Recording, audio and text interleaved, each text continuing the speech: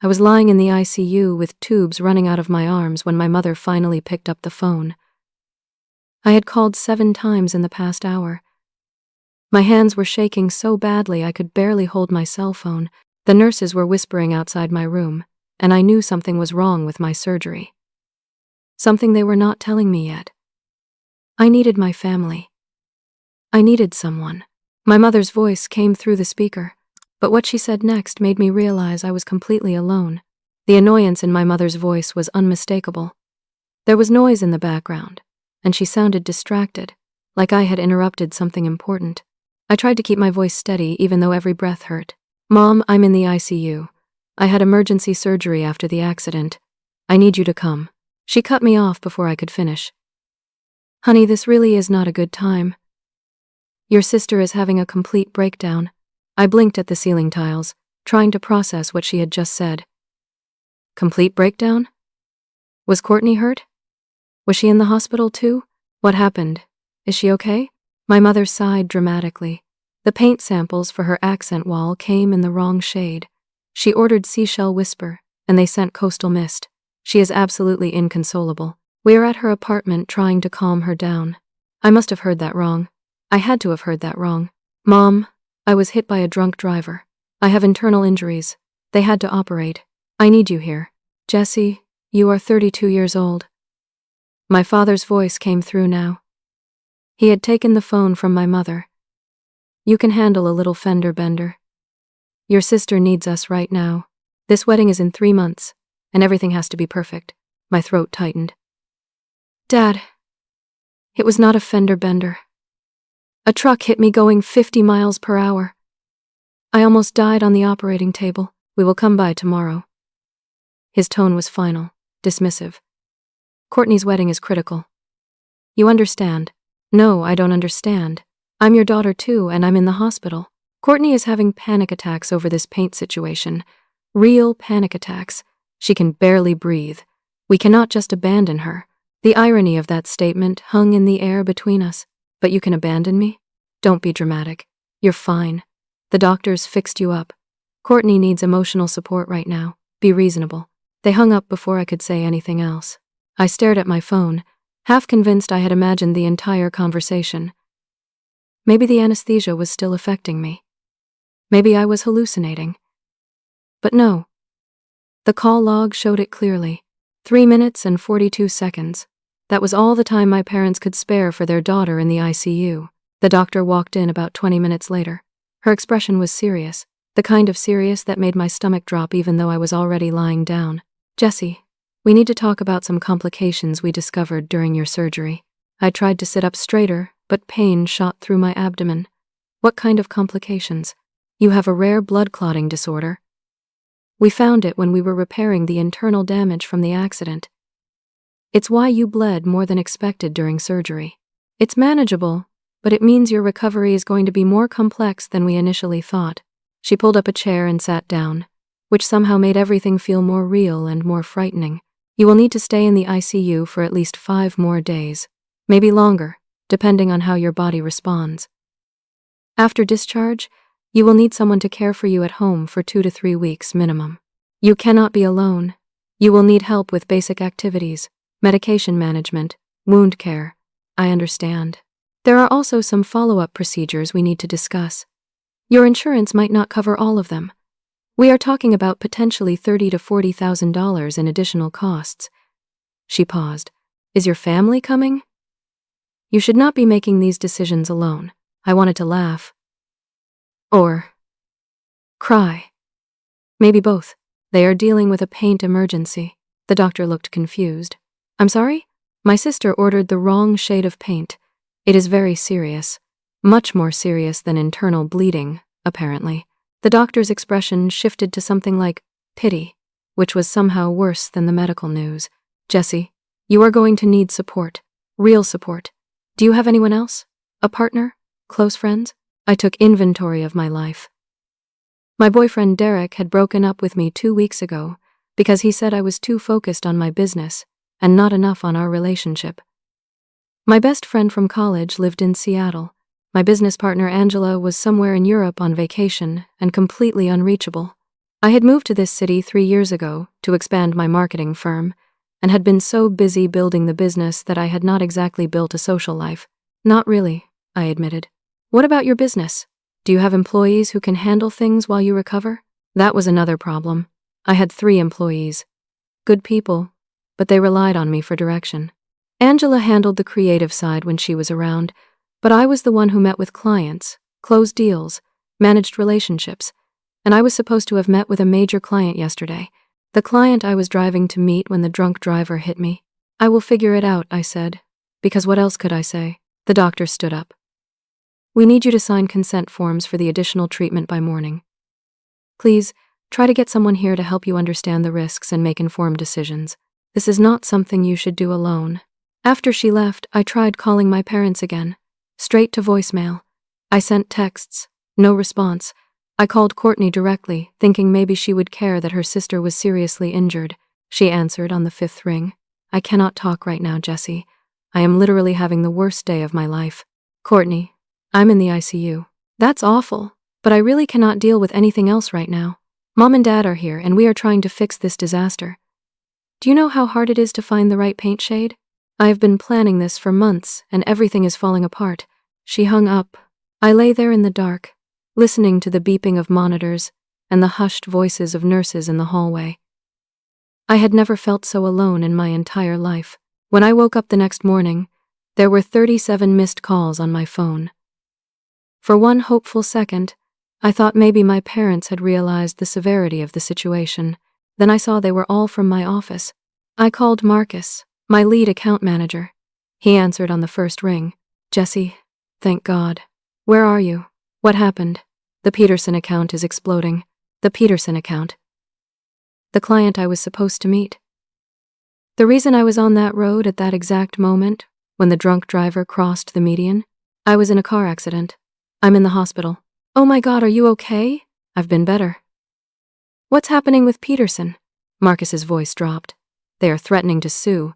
They had a signed contract with you for a meeting at 2 p.m. 2 days ago. You were a no-show. They had their entire executive team there. They had flown people in from New York, and you just never showed up. They say your absence caused them to miss a critical product launch window. My chest tightened. I was unconscious in an operating room. I know. But they are saying it is breach of contract. They are demanding $200,000 in damages. I did not know what to tell them. Angela is in Europe and not answering. I have been trying to handle it, but they want to talk to you directly, and they are not interested in excuses. $200,000. My business was successful, but not that successful. That kind of hit would destroy everything I had built over the past 6 years. Okay, let me think. I will call you back. But before I could think, I needed to handle something else. I opened my banking app to check my accounts, thinking about how I was going to pay the medical bills the doctor had mentioned. My business account was fine. But when I opened my personal savings account, my blood ran cold. The balance showed $117. That was impossible. Yesterday there had been $43,000 in that account, money I had carefully saved from my business earnings. Money that was supposed to be my emergency fund, my safety net. I called the bank with shaking hands. The customer service representative pulled up my account and confirmed what I was seeing. Yes, there was a withdrawal yesterday of $42,883, made by Eleanor Hayes at 9:47 a.m. Eleanor Hayes. My mother. That is a joint account, the representative continued. It has been since you opened it in college. Either party can make withdrawals. I never authorized that withdrawal. I understand your concern, but legally, since it is a joint account, she does not need your authorization.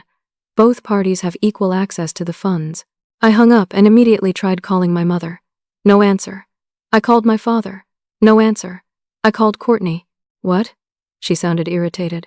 Did Mom take $43,000 out of my bank account? Oh, that. Yeah. I needed it for the wedding venue deposit. The really good place was about to be booked by someone else. We had to move fast. That was my money, Courtney. I earned that money. It was in a joint account, which means it is family money. And family helps family. You were not using it anyway. It has just been sitting there. I was saving it. For emergencies, like being in the ICU. You are being so dramatic. It is just money. I will pay you back after the wedding. After the wedding? That is 3 months away. I have medical bills. I have a business crisis. Honestly, Jessie, I do not have time for your meltdown right now. I have real problems. Do you know how stressful wedding planning is? She hung up on me. I sat there, staring at my phone, trying to comprehend what had just happened. My parents had stolen my life savings to pay for Courtney's wedding venue while I was unconscious in surgery, and none of them saw anything wrong with it. I needed help. Real help. I scrolled through my contacts and found Patricia Hayes, the lawyer who had helped me set up my business 3 years ago. We had stayed in touch, mostly through holiday cards, but she was smart and tough, and right now I needed both.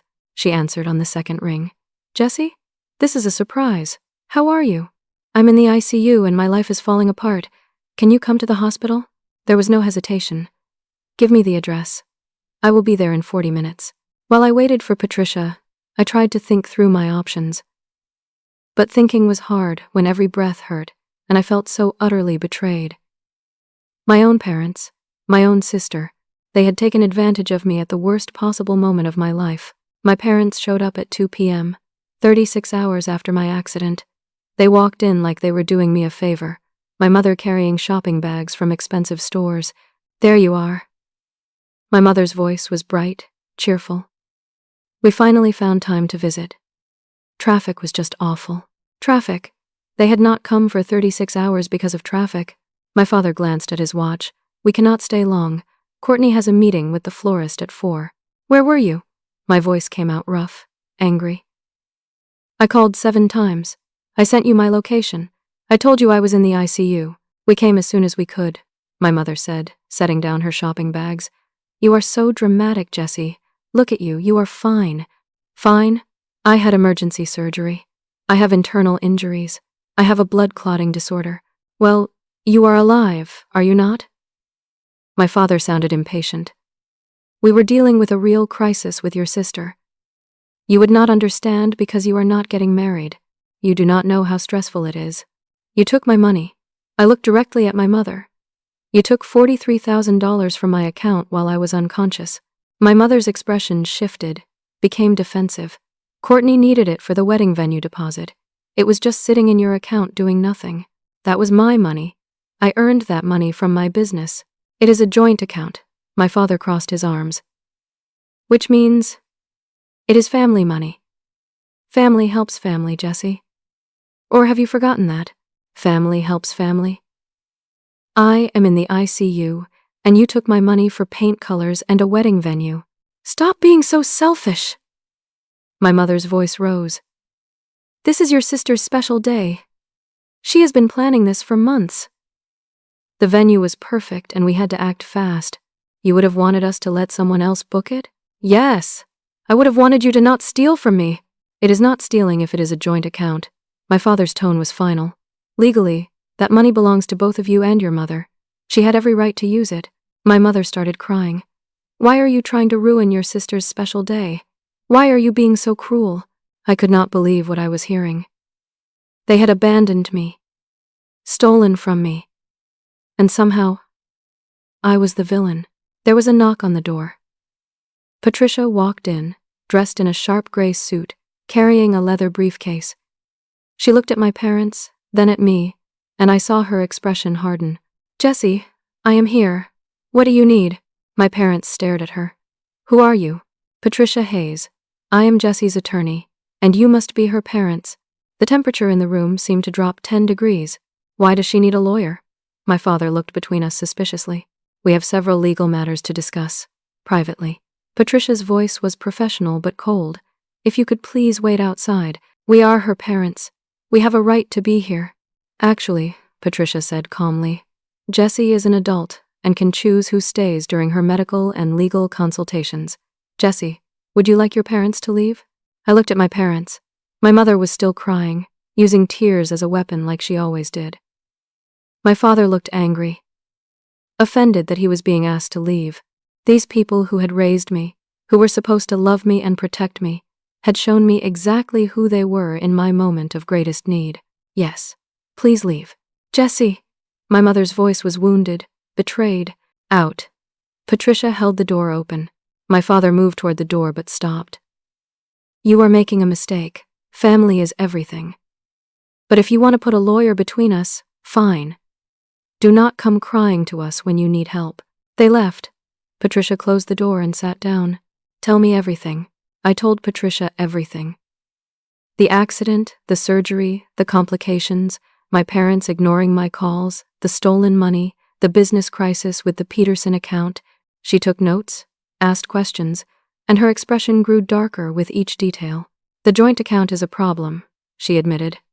Legally, they had the right to withdraw that money. But we can pursue a civil case for return of funds.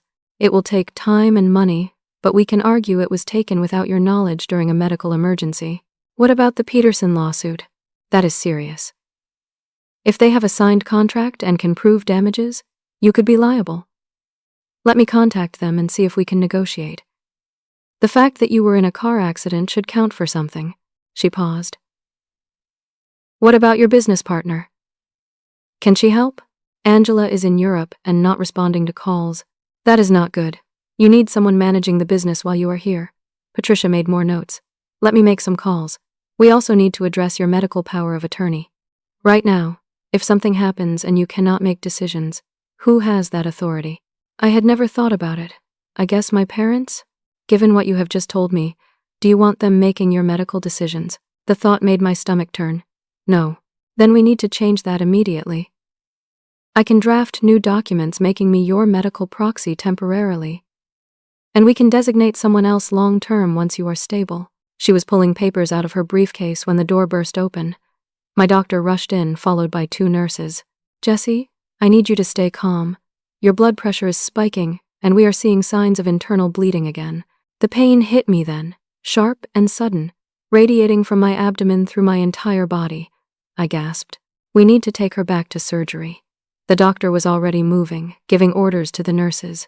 Now, everything happened fast. Patricia stood back as they prepared me. The doctor was explaining something about the clotting disorder, about complications they had hoped to avoid, about risks.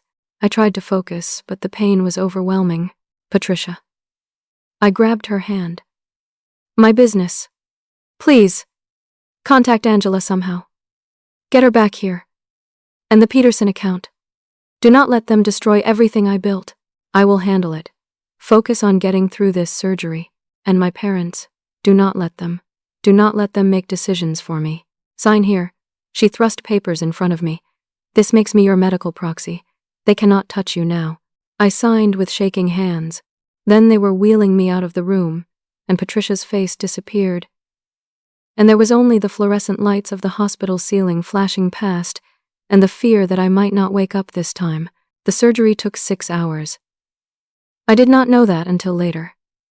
I did not know anything until I woke up in a different room. Darker.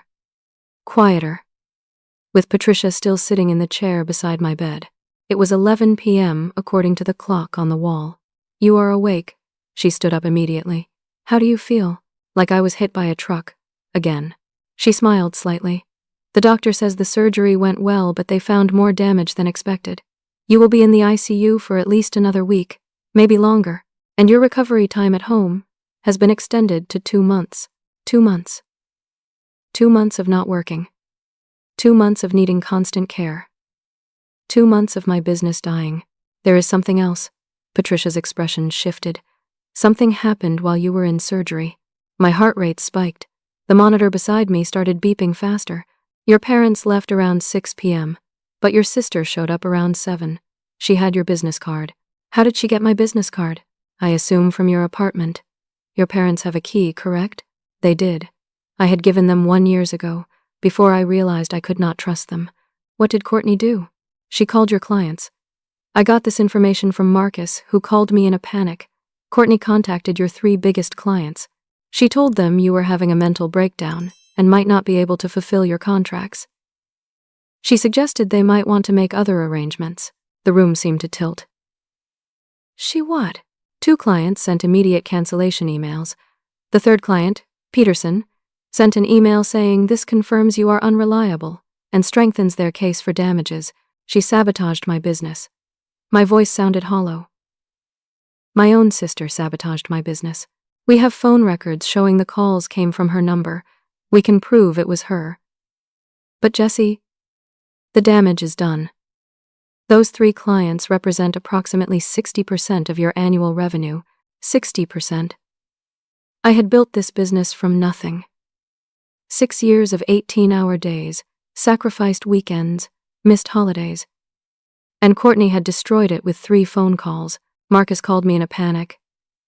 Your other 2 employees are worried about their jobs. They are asking if the business is going under. Where are my parents? Do they know what she did? I went to find them in the waiting room after I got Marcus's call. They were gone. Security says they left around 6 p.m. They did not wait to hear about your surgery. They did not leave a message. They are not answering their phones, so they had left.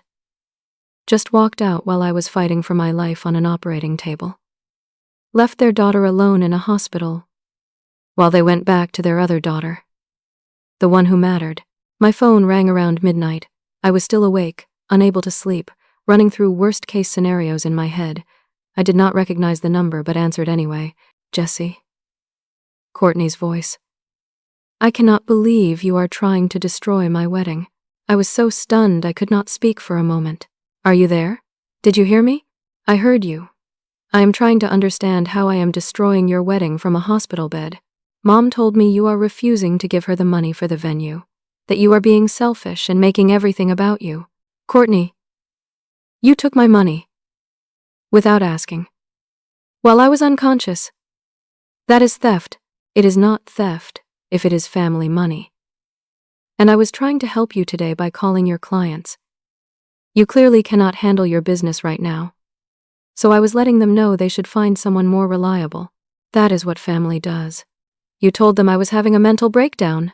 Because you are!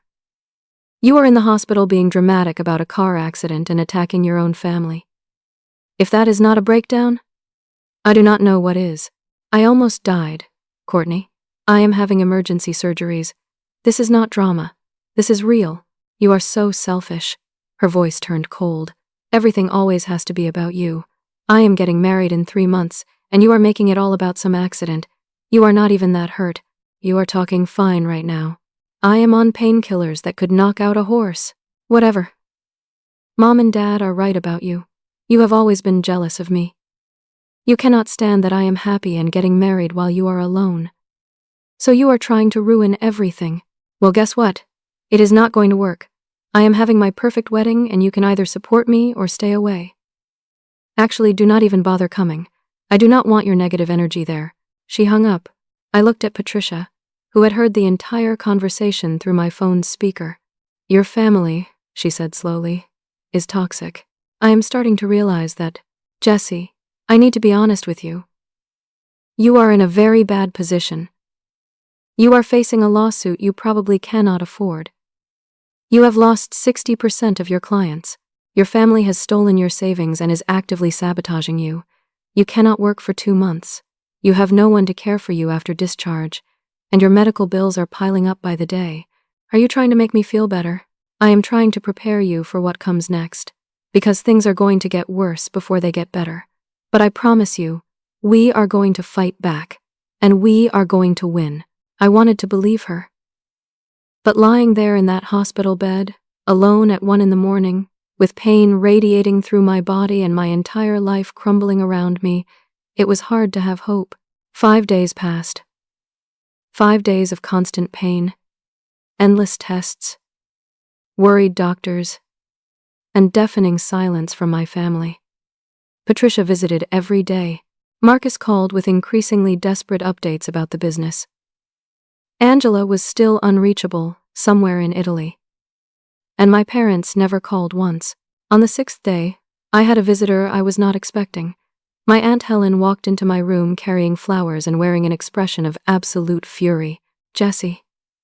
She set down the flowers and hugged me carefully, mindfully of the tubes and wires.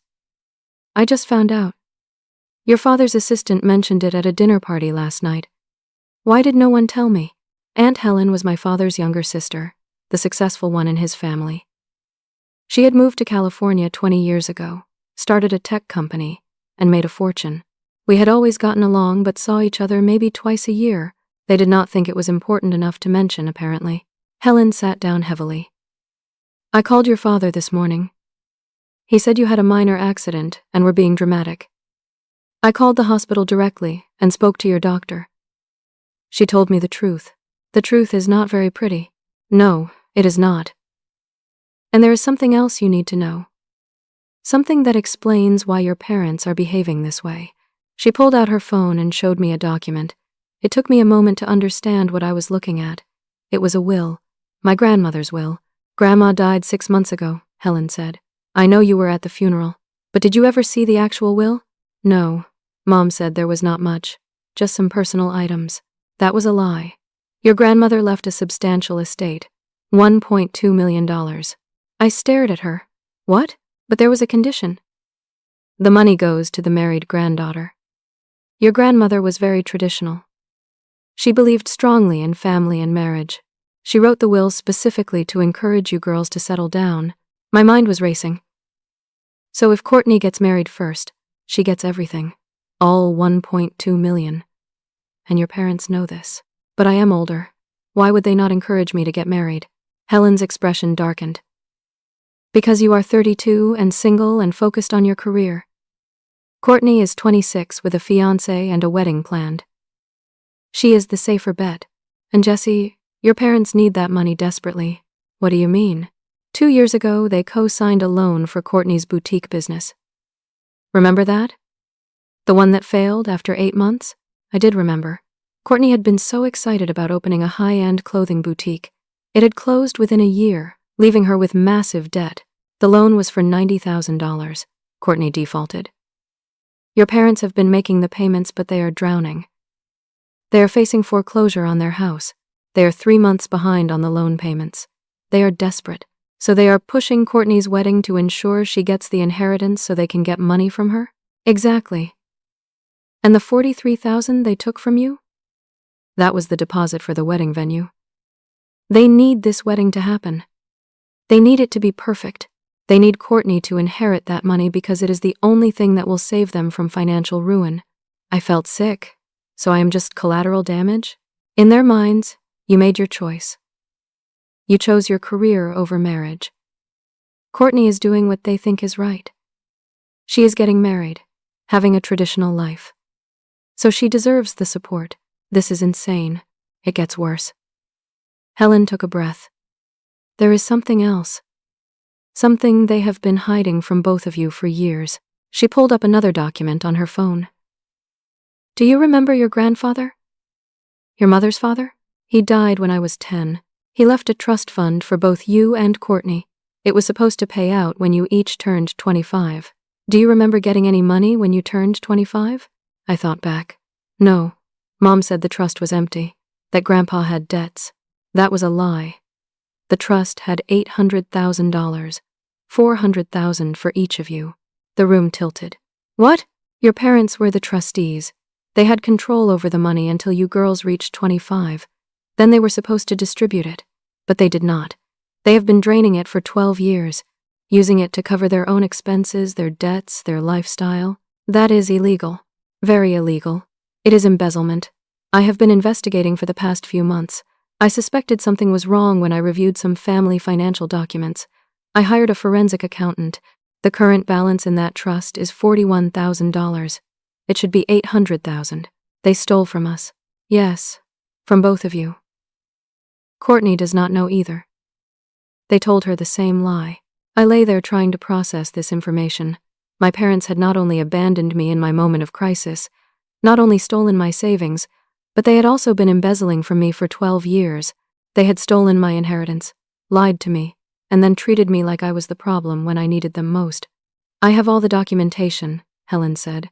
Bank records, trust documents, everything. This is enough to send them to prison.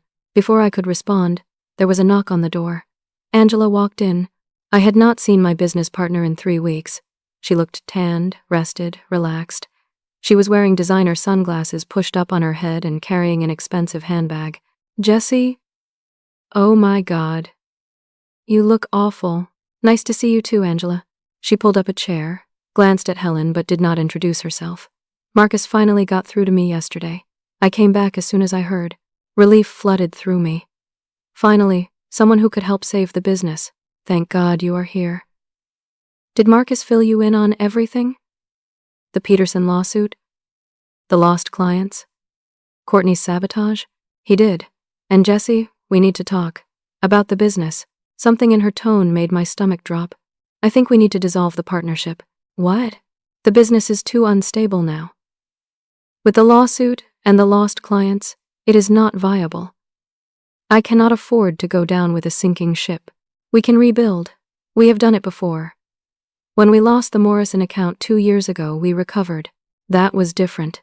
You were not laid up in a hospital for 2 months. You were not facing a $200,000 lawsuit. Jesse, I have thought about this a lot. I want to buy out your share of the business. Buy me out?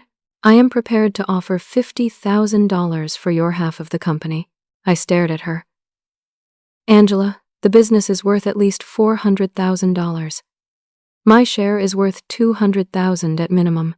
That was before you lost 60% of our clients and got hit with a massive lawsuit. I am being generous. $50,000 is more than fair given the circumstances. You have been planning this. The realization hit me like a physical blow. You have been waiting for an opportunity to push me out. Do not be paranoid. I am trying to help. Look at you. You cannot work for months. You are in no position to run a business. Someone has to step up and save what we built. What we built? I built that business. You came on as a partner 2 years in, and I have been carrying my weight ever since. Jesse, be reasonable. You are incapacitated. The business needs someone who can actually work. I can keep things going. I have already been talking to the clients. You have been talking to my clients while I was in surgery? Someone had to do damage control after your sister's calls. I have been reassuring them that the business is stable and will continue operating under my leadership. Patricia, who had been silent up to this point, leaned forward. Miss Angela, are you aware that approaching clients and discussing company operations without your partner's knowledge could be considered breach of fiduciary duty? Angela's expression hardened. And you are? Patricia Hayes, Jesse's attorney. And I am very interested in these conversations you have been having with clients. Do you have documentation of Jesse's consent to act on behalf of the business during her medical leave? I am a 50% partner. I do not need her consent. Actually, you do. Major decisions, including client communications during a partner's incapacitation, require documented agreement. It is in your partnership contract, which I drew up 3 years ago. Angela stood up. Fine. Jesse, you have 24 hours to decide about the buyout. $50,000, or we let the lawyers handle the dissolution. Your choice. She walked out without another word. Helen spoke first. She planned this. Yes. Patricia was already typing on her laptop. And I am going to prove it. I can subpoena her communications. I am willing to bet she has been setting this up for a while. Why? Why would she do this? Because she saw an opportunity. You were vulnerable and she is ambitious. It is that simple. My phone rang. It was my father. We are outside your room. We need to talk. I do not want to see you. Jesse, we are family. We need to discuss some things. Important things. We will come in whether you like it or not. He hung up. 30 seconds later, my parents walked in with Courtney right behind them. My father was carrying papers. Official-looking papers. He set them on the bedside table. We know things have been tense, but family is family. We are here to make things right. By stealing more from me? By offering you support. My mother's voice was sickly sweet. We have a family agreement here. If you sign it, we will help you recover. We will take care of you when you leave the hospital. Patricia picked up the papers and read through them. Her expression grew darker with each page. This is unbelievable. This document says Jesse agrees the $43,000 was a gift. It says she supports Courtney's inheritance claim. It waives any legal action against the family. And in exchange, you promise to provide care. No specifics, no legal obligation, nothing enforceable. It is a good faith agreement, my father said. It is worthless, Patricia shot back. She signs this, you get everything, and she has no recourse when you decide to stop helping her. Which you will, because you have shown exactly who you are. How dare you? My mother stood up. We are her parents. You are her abusers. You abandoned her in the ICU. You stole her money. You enabled her sister to sabotage her business. And now you want her to sign away her legal rights so you can get your hands on an inheritance that will never benefit her. Courtney stepped forward. I knew you were jealous. You have always hated that I am prettier, more successful, more loved. More successful? I found my voice finally. Courtney, you have failed at every job you have ever had. I built a business from nothing. At least I will be a married woman with over $1 million while you are alone and broke and pathetic. There it was, the truth. She knew about the inheritance. She knew, and she did not care that our parents were manipulating everything to ensure she got it all. My mother started crying. Jessie, please, you are tearing this family apart. No, Mom, you did that. You did that when you chose Courtney's paint colors over my life. You did that when you stole my money. You did that when you embezzled from my trust fund. My father's face went pale. What are you talking about? I know about the trust fund. Grandpa's trust fund. The $800,000 you stole. Courtney looked confused. What trust fund? The one we were both supposed to get when we turned 25. $400,000 each. But they took it. They have been stealing from both of us for 12 years. That is a lie. My father's voice rose. There was no money. The trust was empty. Helen stood up from the corner where she had been sitting quietly. Hello, brother. Want to explain these bank records? My father's face drained of color. Helen, what are you doing here? Protecting my niece. Since you clearly will not. I have all the documentation. Every withdrawal, every transfer, every lie. You are going to prison. Both of you.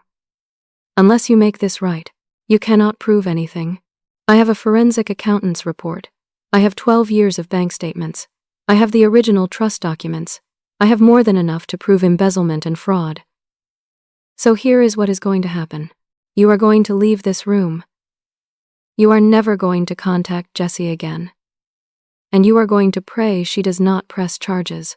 If you do not sign, do not expect any help from us, my father said, looking at me. You can figure out your own recovery. Get out. My voice was steady now. Cold. Get out. And never come back. They left. But the look Courtney gave me before she walked out made my blood run cold. It was pure hatred. Patricia sat down. Jessie, we need to fight back.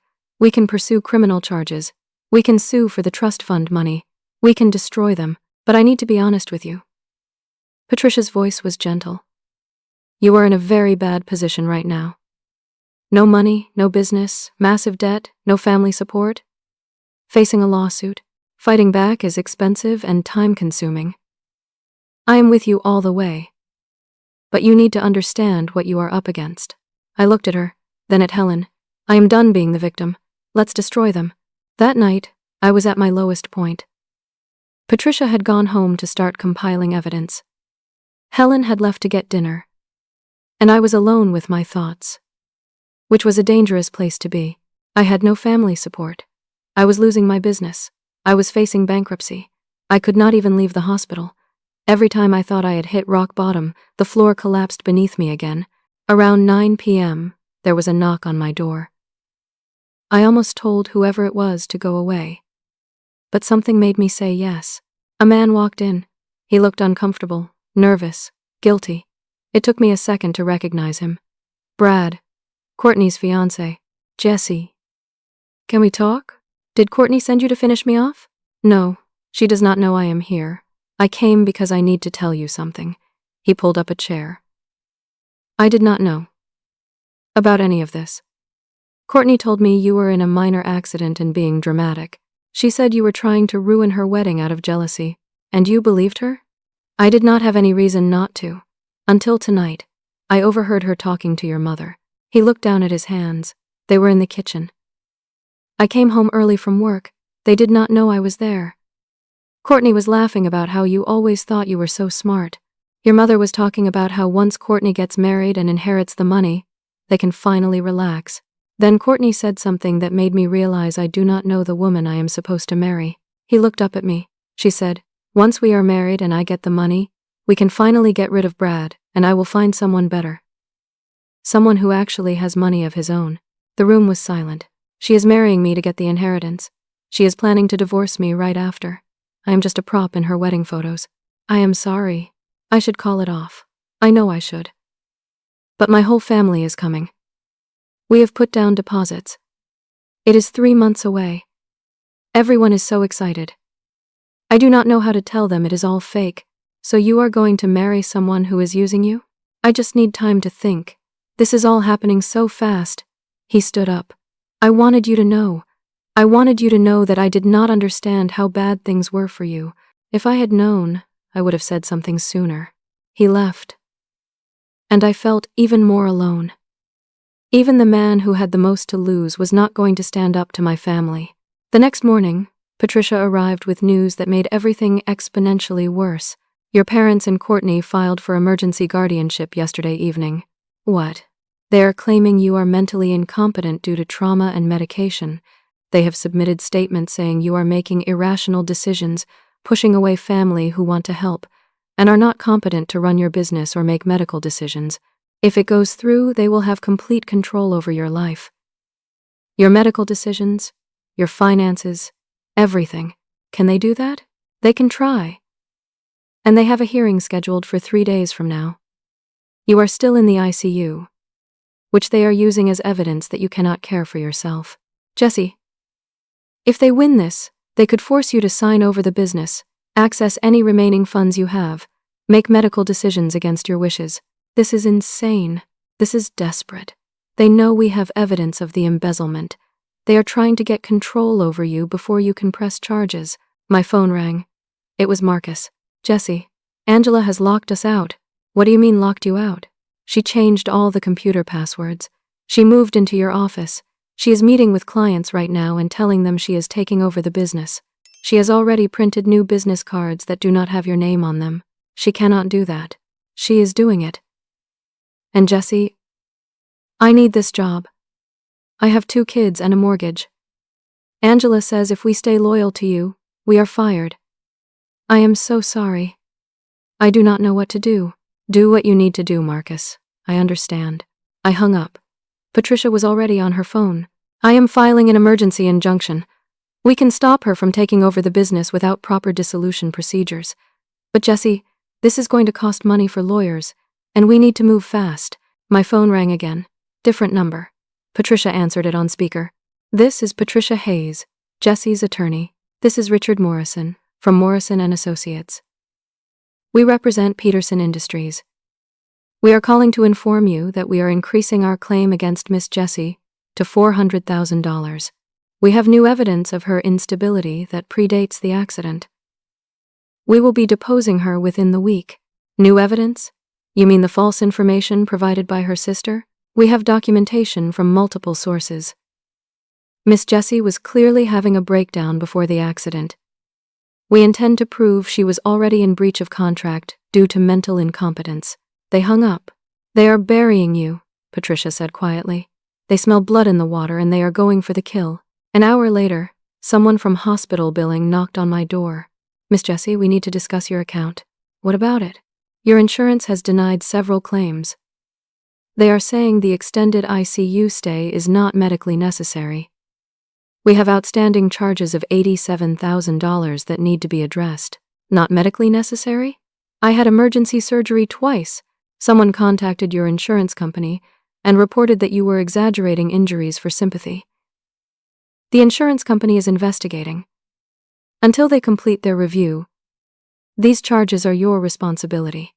We need to arrange payment, or we will have to place a lien on any assets you have. After she left, I just stared at the ceiling.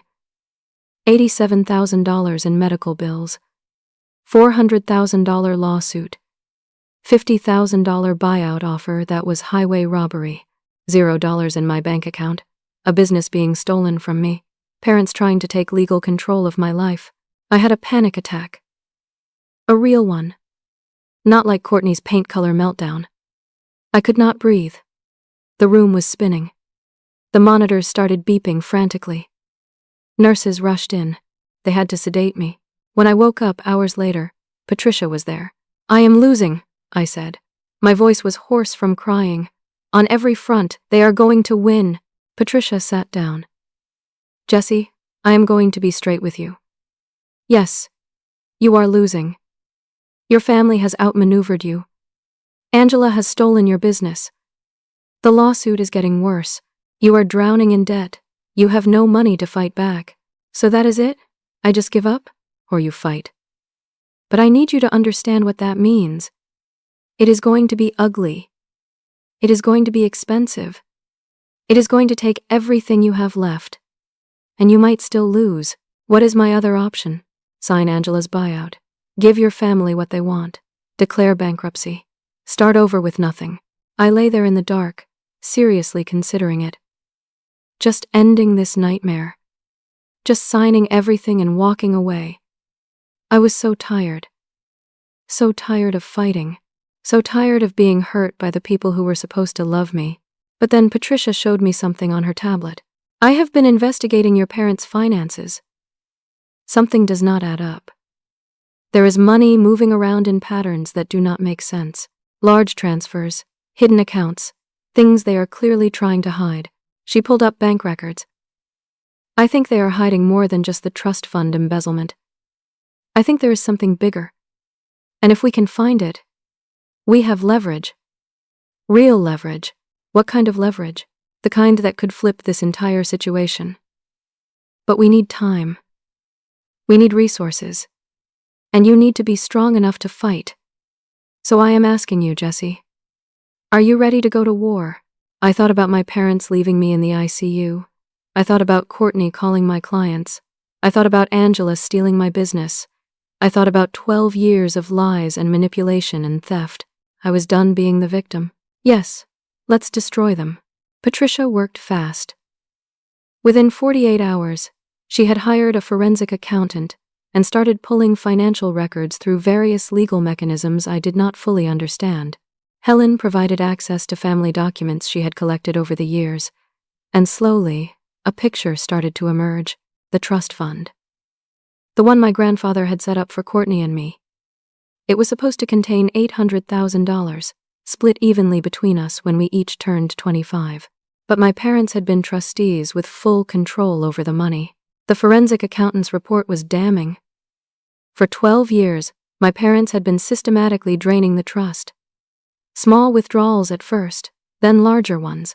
They had used the money to fund their lifestyle, cover credit card debt, bail out Courtney's failed businesses, pay for vacations, buy cars. Every withdrawal carefully documented but never reported to us. Current balance, $41,000. That meant they had stolen $759,000 from their own daughters. "This is criminal embezzlement," Patricia explained. "They could face 15 to 20 years in prison. Both of them. Will they actually go to prison? If we press charges and it goes to trial, probably. Unless they take a plea deal." The guardianship hearing was scheduled for the next day. They wanted to do it in my hospital room since I was still too weak to travel to court. Patricia had prepared our defense, and Helen was flying in to testify on my behalf. That morning, I was transferred out of the ICU to a regular hospital room. It felt like progress, except that I knew I would be discharged in 2 days. And I still had no one to help me recover. And nowhere to go. Patricia was looking into hiring a private nurse, but that would cost thousands of dollars I did not have. The hearing started at 2 p.m. A judge, 2 lawyers, my parents, Courtney, Patricia, Helen, and several hospital staff members all crammed into my small room. I was propped up in bed, still connected to an IV, trying to look competent and rational. My parents' lawyer went first. He painted a picture of a daughter who was clearly struggling and making poor decisions and pushing away family support. He presented their statements about how I had refused help, how I was being irrational, how I needed family guidance. Then Courtney testified. "My sister has always been unstable," she said, dabbing at fake tears. "She has always been jealous of me. This accident has made her worse. She is paranoid, angry, making wild accusations. She needs help and she will not accept it. She needs family supervision for her own good." My mother cried on the stand. "I just want to help my daughter. She will not let me. She is pushing me away. I am so worried about her." She cannot take care of herself. It was a good performance. If I had not lived through the reality, I might have believed them. Then Patricia stood up. Your Honor, I would like to present evidence of why the petitioners are actually seeking guardianship. She pulled out the forensic accountant's report and bank records. For the next 30 minutes, she methodically destroyed my parents' credibility. She showed the embezzlement. She showed the stolen trust fund. She showed 12 years of lies and theft. The reason they want guardianship is not to help Jessie. It is to prevent her from discovering they have stolen from both daughters. It is to control her legally so she cannot press charges. It is to access any remaining assets she has. My father tried to claim it was family money they were managing. Patricia showed the trust documents proving it belonged to Courtney and me, not them. The judge's expression grew colder with each piece of evidence. Courtney was in shock. Wait, there was a trust fund? I never got my money. Why did I not get my money? My mother tried to explain, tried to spin it, but Courtney was not listening anymore. You stole from me? You stole from me too? The judge banged his gavel. I have heard enough. Petition for guardianship is denied. Furthermore, I am ordering an investigation into the trust fund. I am issuing a restraining order. Mr. and Mrs. Hayes, you are not to contact your daughter Jessie or access any of her financial accounts. Violation will result in immediate arrest. My parents' lawyer tried to argue, but the judge shut him down. We are done here. Get out of my sight. As everyone was filing out, Courtney and my mother got into a screaming match in the hallway. Security had to separate them. Courtney had finally realized that everything our parents had pushed her toward was not for her benefit but for theirs. The wedding, the inheritance. All of it was about saving themselves. That night, around 8 p.m., Courtney came back. Alone. She had been crying. Her makeup was ruined. She looked genuinely shaken. Jessie, can we talk? About what? I did not know. About the trust fund. About them stealing from us. Mom told me the trust was empty, that Grandpa had debts. I believed her. She sat down. My whole life is a lie. Everything they pushed me toward was for them, not me. The boutique they encouraged me to open. The loan they co-signed. The wedding they are so excited about. None of it was for me. For a brief moment, I felt sorry for her. We were both victims of our parents' manipulation. I am sorry about calling your clients. Mom told me you were being dramatic about a minor accident. She said you were trying to make her wedding about you. I did not know you were this hurt. I did not know about the surgeries or how bad it was. You should have asked. I know. I should have. I am sorry. She wiped her eyes.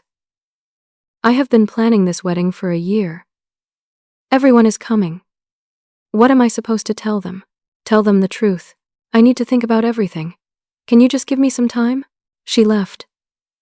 And I felt something that might have been hope. Maybe Courtney and I could work together. Maybe we could both get our trust fund money back. Maybe we could be sisters again. I fell asleep around 11 p.m. The sedatives they had given me after the panic attack were still in my system. I woke up around 2 a.m. to someone standing in my room. It was Courtney, but she looked different. Cold. Determined. Focused. She was holding something in her hand. A syringe. Courtney? What are you doing here? I have been thinking. Her voice was flat, emotionless. You have ruined everything. My heart started pounding. What are you talking about? Brad wants to postpone the wedding. He says we need to reevaluate because of what came out in court. Mom and Dad are facing criminal charges. They cannot help me anymore. The trust fund money will be tied up in legal proceedings for years. And it is all because you could not just let me have this one thing. She moved closer to the bed. You always had to be the smart one, the successful one. You had your business. You had your life. But you could not let me have the wedding and the inheritance. You had to dig into everything. You had to destroy our family. Courtney, you are not thinking clearly. I am thinking very clearly. She held up the syringe. Do you know what this is? Insulin. I took it from the supply room. Nurses are so careless about locking things up. Did you know that if you give insulin to someone who is not diabetic, it can cause their blood sugar to drop dangerously low? It can cause seizures, coma, even death. I tried to reach for the call button, but she grabbed my wrist. You are already sick. You have had complications. If you have another emergency tonight and do not make it, who would question it? You are in a hospital. These things happen. You are going to kill me? If you are gone, there is no lawsuit against Mom and Dad. The trust fund claim dies with you. Your half goes to me. Brad will feel guilty about questioning things and will go through with the wedding. I will get the inheritance. Everything goes back to how it should be. She covered my mouth with her other hand. It will be quick. They will think it is just another complication from your injuries. No one will know. The door opened. A night nurse walked in for a routine check. She saw Courtney, saw the syringe, saw Courtney's hand over my mouth. She immediately hit the emergency button. Security. Get security now. Courtney panicked. She dropped the syringe and ran. The nurse chased after her, screaming for help. I heard pounding footsteps in the hallway, shouting, "Chaos!" I sat there shaking, unable to believe what had just happened. My sister had just tried to murder me. Security found the syringe. The whole thing had been caught on the hospital security cameras. Within an hour, police arrived. Patricia showed up 20 minutes later. Statements were taken. Warrants were issued. Brad called, devastated. He said Courtney had left the house around 1 a.m. and had not come home. He had no idea where she was or what she was planning. My parents called. Somehow, impossibly, they tried to blame me. Look what you have done. You have driven your sister crazy with your accusations. Patricia took the phone from me and told them if they contacted me again, she would have them arrested for violating the restraining order. By morning, police had arrested Courtney at the airport. She had been trying to board a flight to Mexico with a one-way ticket. She was charged with attempted murder. The security footage was damning. There was no way to explain it away. My parents were formally charged with embezzlement and trust fraud. They were facing 15 to 20 years in prison if convicted. Brad officially called off the wedding. The perfect family had completely imploded.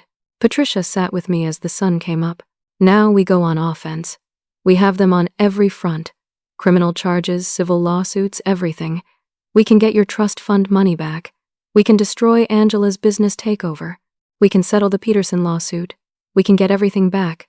But I am still here, still in this hospital bed, still broken. Not for long. Helen has arranged everything.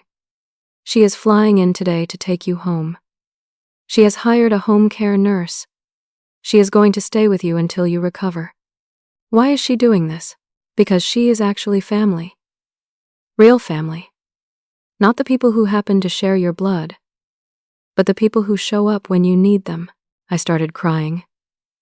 Not from sadness this time, but from relief. From the realization that I was not alone anymore. So what do we do now? Patricia smiled. It was not a kind smile. It was the smile of a lawyer who was about to destroy someone in court. Now we make them pay for everything they have done. We take back everything they stole. And we make sure they never hurt anyone again. Can you do that? Watch me. 2 weeks later, I was finally out of the hospital. Helen had flown in and taken me to her guest house in California. She had arranged for a home care nurse named Caroline, who was patient and kind and did not ask too many questions about why I was estranged from my family. Helen visited every day, bringing food and books and just sitting with me while I healed. For the first time in a month, I felt safe. Patricia called every few days with updates. The legal dominoes were falling one by one, and it was beautiful to watch. My parents took a plea deal. They confessed to embezzlement and trust fraud in exchange for avoiding prison time. 5 years probation. Full restitution. Community service. But they did not have the money to repay what they had stolen. The court forced them to sell their house, both cars, and most of their belongings.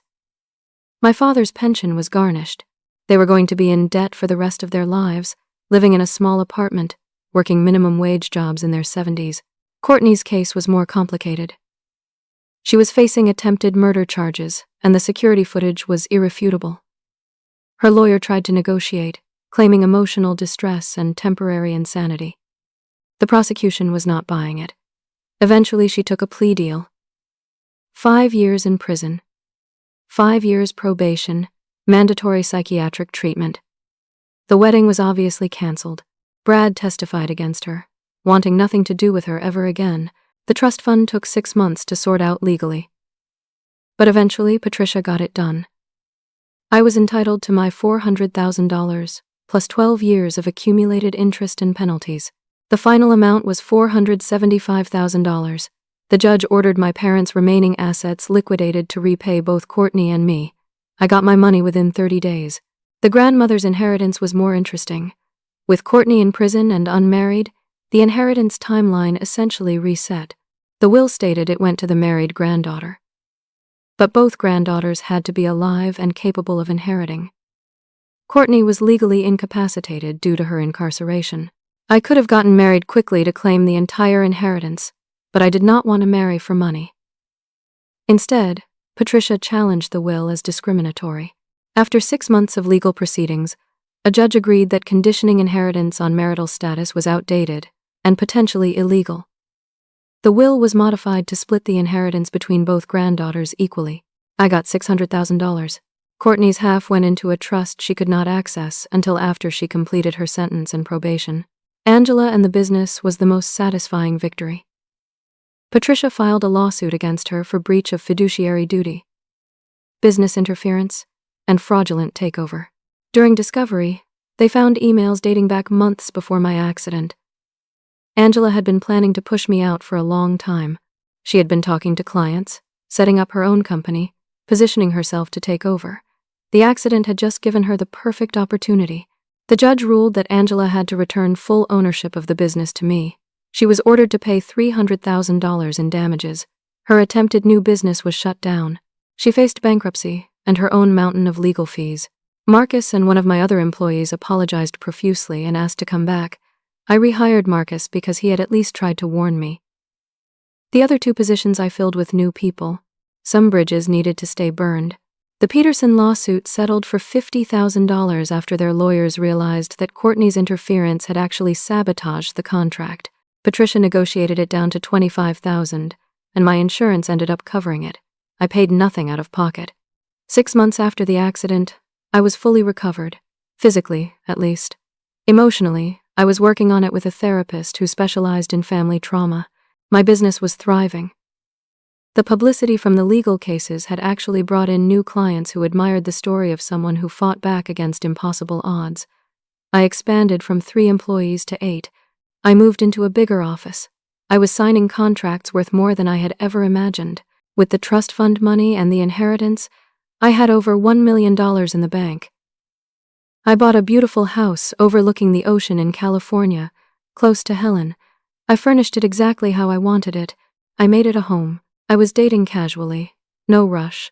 I was learning to trust again, slowly. Brad reached out about 8 months after everything happened. He had been in therapy, working through the manipulation and betrayal he had experienced. He testified at Courtney's sentencing hearing about how she had used him. He was rebuilding his life. We became friends. Not romantic, but genuine friends.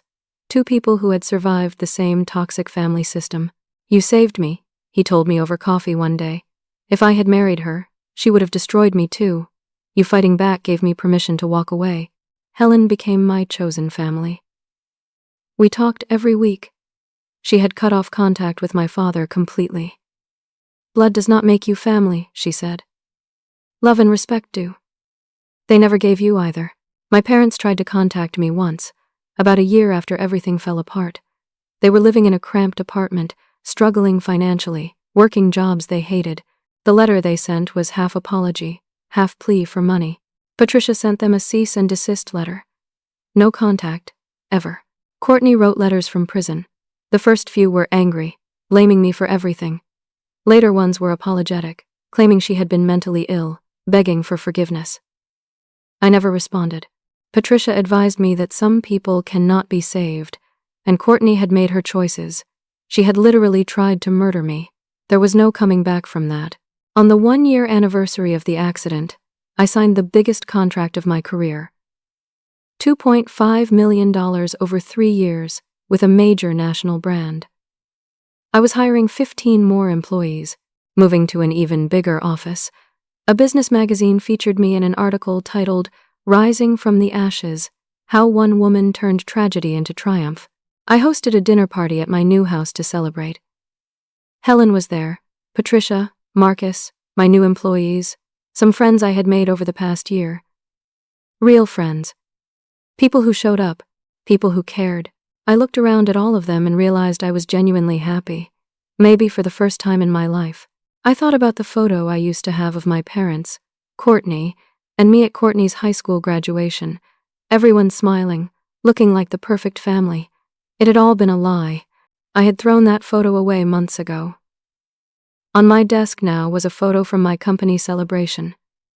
Me, Helen, Patricia, Marcus, and my team. These were my people. My real family. My phone rang with another new client. $500,000 contract, I answered with confidence. Life was good. I had made it. I had won.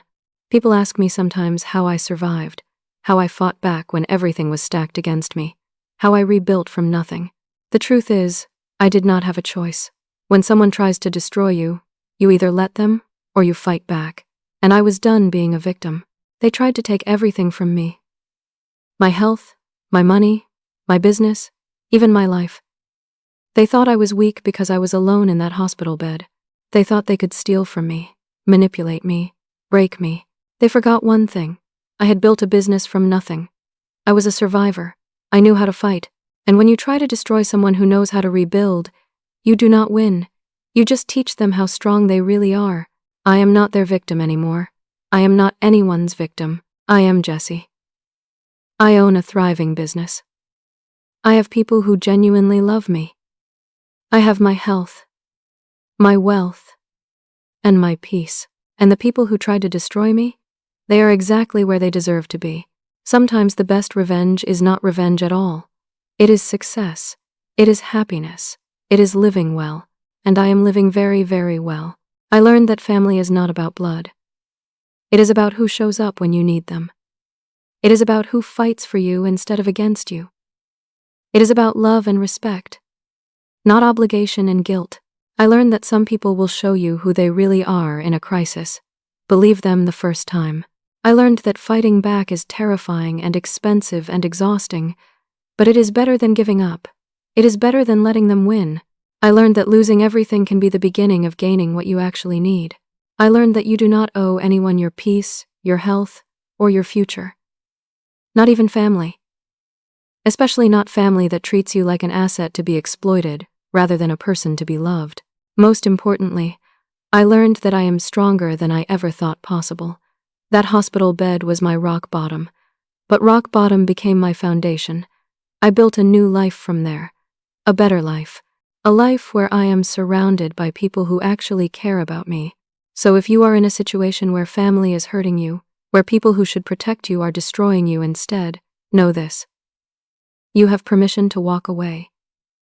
You have permission to fight back. You have permission to choose yourself. It will be hard. It will cost you. You might lose people you thought you could not live without, but you will survive. And on the other side, you will find something better. Something real. Something worth having. You will find yourself, and that is worth more than all the family approval in the world. Now I want to hear from you. Have you ever had to cut off toxic family members? How did you find the strength to walk away? Share your story in the comments below. Your experience might help someone else who is struggling right now. If this story resonated with you, please hit that like button. It helps more people find these stories and realize they are not alone. And if you want to hear more stories about overcoming betrayal and finding strength, subscribe to this channel and hit the notification bell. I share new stories every week about people who refused to be victims and fought back against the odds. Share this video with someone who needs to hear it, someone who might be going through something similar. Sometimes knowing that someone else survived is enough to give us hope. Thank you for listening to my story. Thank you for being here. I hope wherever you are in your journey, you know that you are stronger than you think. You are worth fighting for, and you deserve people in your life who show up for you. Take care of yourselves. Choose yourself. And remember, the best revenge is living well. Until next time.